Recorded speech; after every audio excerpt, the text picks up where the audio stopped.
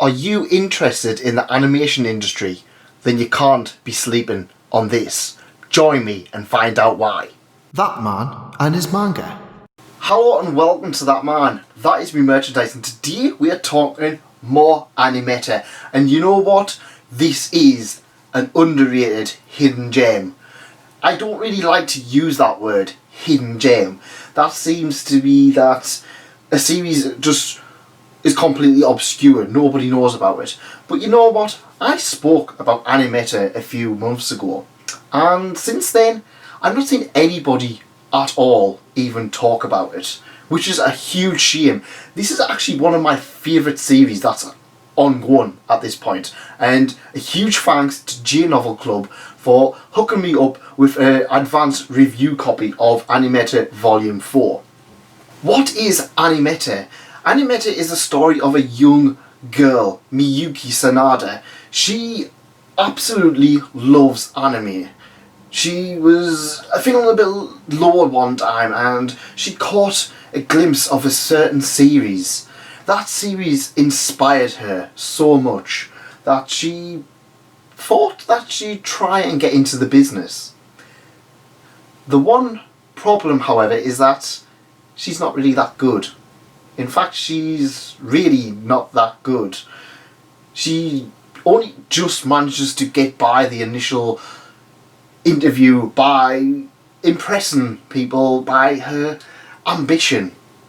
And this is one of the things that is relevant in Animeta. It is ambition versus talent. Animeta doesn't pull any punches. In fact, I was actually quite surprised that the main girl, Miyuki, actually managed to get, well, employed by the staff themselves. This is a harsh look on the animation industry. It spouts facts, it teaches you what the exact processes are in the animation industry, but it also points out things that, well, stuff we know, but we don't really know that well. We know that animation is not a well-paying job. We know that a lot of it is the heart and the dedication.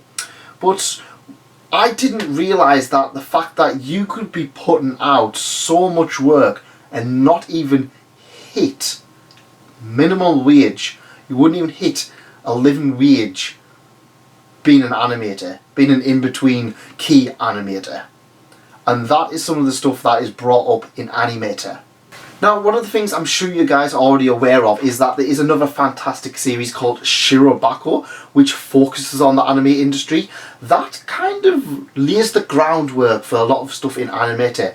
However, this is a very upbeat, a very optimistic look on the animation industry. It pulls a lot of punches. It's not quite as gripping, and as great as the series is, it doesn't really go onto the in-depth look at everything that's going on. Animeta does do that. Animeta doesn't pull the punches. It spouts the facts that, well, look, you continue like this, you're not going to make it as an anime artist. You're gonna just spiral out. You're just gonna leave. You're just gonna well, amount to nothing. This is just wasting your time. You might as well just go and have a proper job that's just gonna pay you 9 till 5, 9 till 6. It's gonna be not gonna be a steady income. You could have loads of work one week, but then another week you could have absolutely nothing. It doesn't pull the punches. The thing I love about Animeta though is that it does go in depth with everything that it talks about.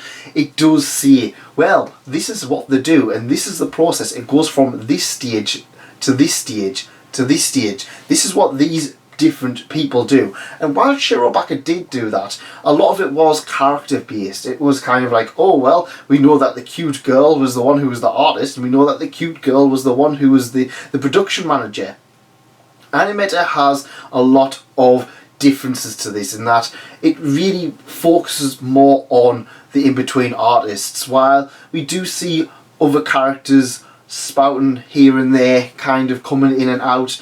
The focus isn't quite as much on them, whereas Shirobako was largely more the animation studio itself.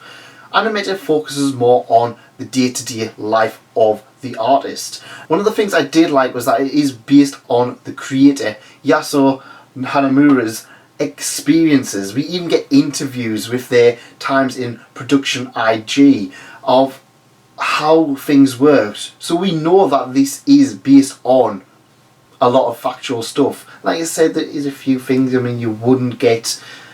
An animation industry wouldn't just hire someone who has absolutely zero talent. They wouldn't just go, oh well, yeah, this person's got energy, yeah, we'll get them in. No, they wouldn't. They would just be like, yeah, your stuff's good, but you know, we're not going to pay you like this money just to do nothing. But that's one of the things I did like about that. It doesn't have this huge presence. We know this person shouldn't be there, and that is reaffirmed time and time again as she struggles and kicks her way up the ladder. As of 4 volumes, she's still on the bottom of the rung. One of the things that is brought up early on is that if you don't pass this thing in a year's time, you're out. And as the series goes on, we're getting closer and closer and closer. It's not one of these ones where it's like, oh, this is what happened today, this is what happened tomorrow, this is what happened the next day. It's literally, this advances weeks, months. It goes very rapidly. And that's one of the things I like, because Shirobako kind of focuses on the creation of 2 particular series, whereas Animeta focuses on the animation itself.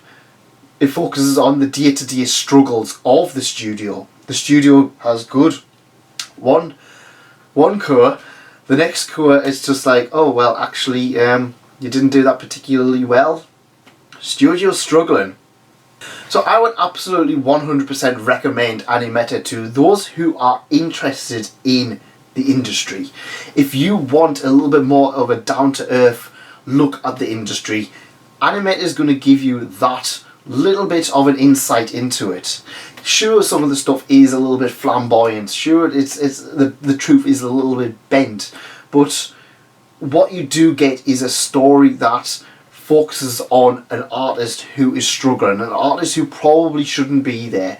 Her co-workers are significantly better, and while she's struggling, while she's really hard working, she's not getting the results. Whereas to them, one of them, let's face it, they're the daughter of a legendary artist. The others, they're not a nice person, but they get the job done. And it is that stark contrast where to some people this comes easy, whereas to others they can work and work and work and not get anywhere.